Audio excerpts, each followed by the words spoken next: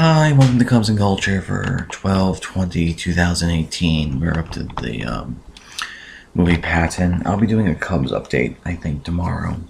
Any case, Patton is a movie from 1970. It won Best Picture, 7 Oscars, Screenplay, Director, Best Actor for George C. Scott, etc. It's a biopic of George S. Patton, as most almost exclusively focused on his career during World War II. There's material in that talks a little bit about prior to that, and even though implies stuff after that. It's actually a very fascinating piece of writing, and the screenplay is sort of the best part. The screenplay is actually by Francis Ford Coppola, and this movie sort of indirectly helped The Godfather get made because famously Coppola was going to be fired from The Godfather, but he won an Oscar like a few days before being fired on The Godfather, and that kind of bought him enough time where the studio just let him finish. So the Academy Award sort of made sure The Godfather was going to be made. One of the things, the other thing, okay, so one of the things that's a little bit institutionally interesting, is George C. Scott refused to accept his Oscar, because he doesn't like the concept of being in competition in art, and I kind of like that someone did that. With that being said, Scott's very good in the film. Anyway, the thing that's most interesting about this film, and I'll talk about this during the trailer as far as the film is concerned, is Patton the man was deeply paradoxical, but he was very authoritarian, militaristic, obviously being a general. And this movie came out in 1970, and it was at the height of the Vietnam War, and so the anti-war movement was in full swing and everything like that. And obviously making a movie about the American military at all was sort of a challenging thing to do at that point. And so you have things like MASH that came out the same year, which sort of kicked the military in the pants. Patton doesn't quite do it like that, because Patton the man is too militaristic to sort of do that material. But I think the screenplay is very, very clever in allowing anti-war people and like people who think of Patton as this great hero to be able to enjoy the film, because the movie has sort of a deep sort of level of irony and sarcasm, which I think is impossible to miss, but a lot of people seem to miss it. So that's actually what I'm going to spend most of my time on. So I'll see you in a sec. Okay, as the trailer's playing, let me just say one thing I don't particularly like about the movie. I think it's a little bit too long. It's close to 3 hours. I think it's 2 hours and 50 minutes. And it has an intermission. It's just some of the battle scenes go on too long, especially the one in North Africa. And because it's basically the general's point of view, it's not very dramatic. And so those scenes feel a little bit flat directorially and editorial to me. With that being said, that's such a minor problem that it's easy enough to ignore. If you're just wondering why I end up giving the movie like a 9, that's the main thing. Now, Patton, the figure, the man, is deeply paradoxical, because he would say things like, because he was just sort of a massive contradiction. Like, he was very militaristic and authoritarian, go hunt for war. Like, at the end of World War II, he recommended that they just kept going to Moscow. But then he would also say things like, I don't understand why young men have to die in battle.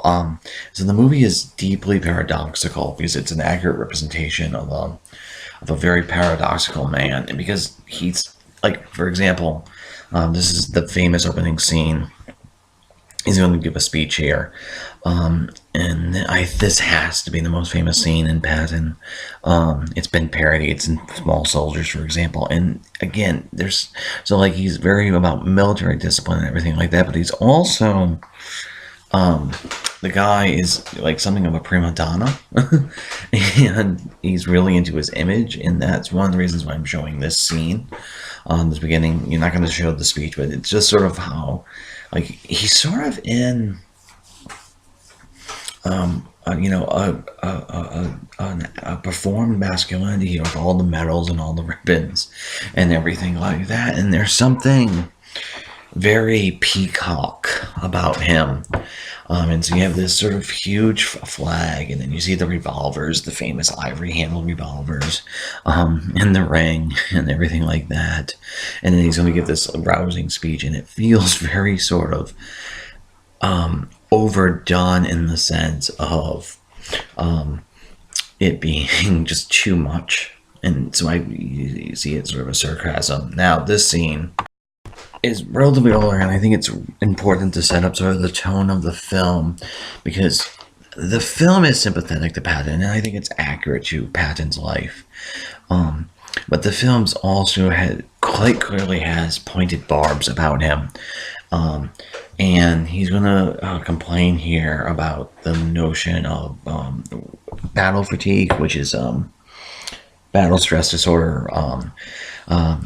He doesn't think it's real. He just thinks it's cowardice. And so they're going to look at each other right here as to say, what the fuck? And so because of that look, you feel like the film's not supposed to be all that sympathetic towards him. And even though they're accurately representing him, and then also Scott's performance is sympathetic. And so there's this tension, paradoxical irony throughout the film, where Patton is such a compelling figure because he's so contradictory, but the film is also sarcastic about him. And probably the place where you see it the most obvious is in scenes like this. Now, these scenes are entirely fictitious. The Germans were very impressed with Patton, but they didn't like assign one specific intelligence officer to do like a psychological profile of him. That's entirely an invention in the screenplay. But the Germans, like, you get a lot of the basic biographic stuff through these German scenes, like when he's born, that he's rich, etc. And there's a lot of great bit of characterization by Patton through the Germans, and it's actually some of the most accurate things said about him in the movie are by this guy Steiger. And specifically, there's this notion coming up where he's going to tell the story of Patton mistaking a married couple for a woman being abducted, and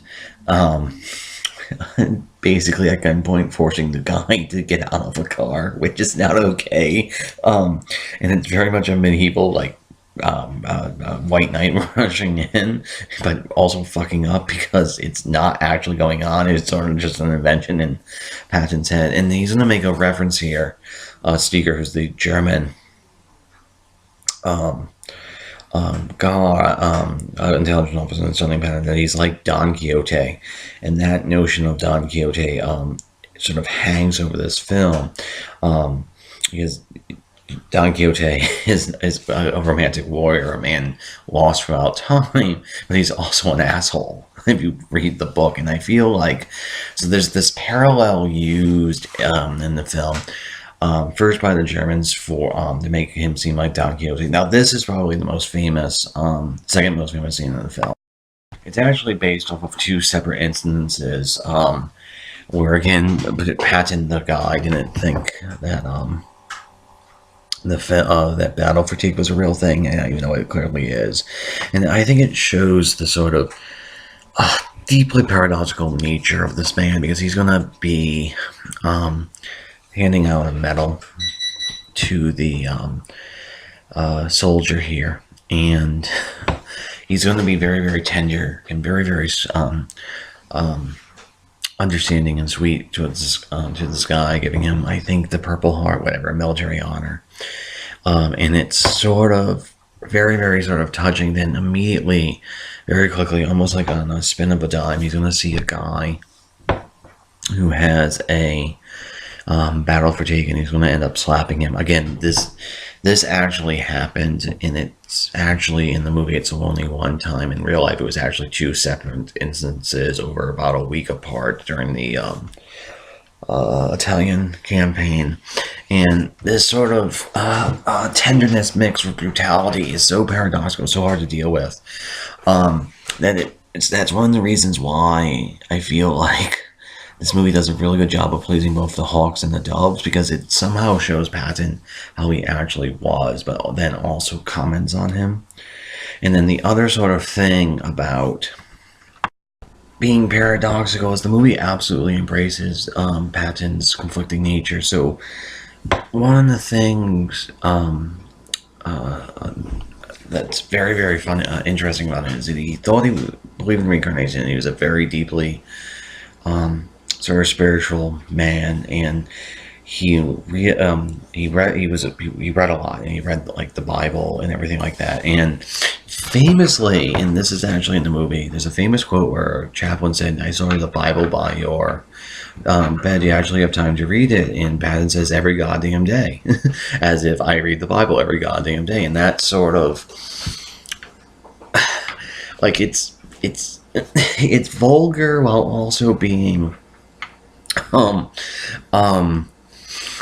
religious, and that's the great contradiction. And I feel like Every Goddamn Day is exactly like him slapping the soldier, because he really did inspire his men to the height of greatness, because the Battle of the Bulge, that turning, that 100-mile march, is like the fastest ground covered in all of history, everything like that. But here he's being an absolute asshole towards this poor guy who has battle fatigue, and he's threatening to kill him because he's a bullheaded bully, basically, over something absolutely doesn't exist. And that's sort of the great paradox of this film, and that's where the screenplay is at its best. Is it a lesser screenplay would try to iron out the complexities of the man and try to make him understandable for the audience. What this movie does is actually embraces the ironies and works to demonstrate them.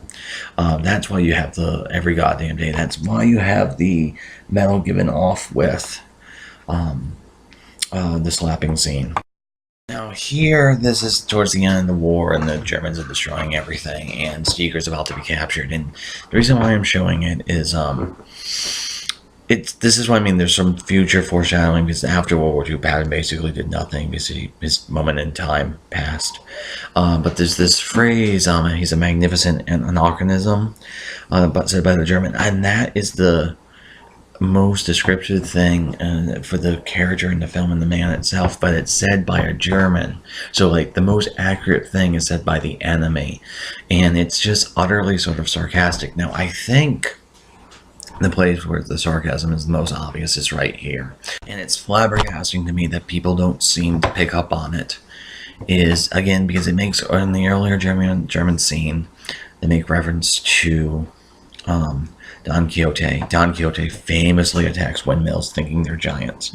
And there's this windmill that's focused on in this shot, and he's walking by it out into the wilderness. And it's the final shot of the movie, and he's just walking by a windmill. And it just, my mind automatically goes to him being a Don Quixote, being, he's a man that doesn't quite realize what time period he's in, and everything like that. And then him trying to say that, quoting German Roman custom of all, you're getting a triumph and all things are glorious fleeting. Like, it just I can't but see the scene as sort of a sarcastic punch towards Patton the man. And that's why this screenplay is so interesting piece of writing, because it somehow manages to be accurate to how Patton was. I imagine most right-wing people seem to really like the portrayal of Patton as this great patriot, but then also it's clearly being sarcastic and punching, like saying, no, he's sort of a fucking asshole, and it ends up, in a sense, being deeply paradoxical, the film, because it's an accurate representation of a deeply paradoxical man. I really like the screenplay in this film. Anyway, that's going to be it for Cubs and Culture. See you guys tomorrow.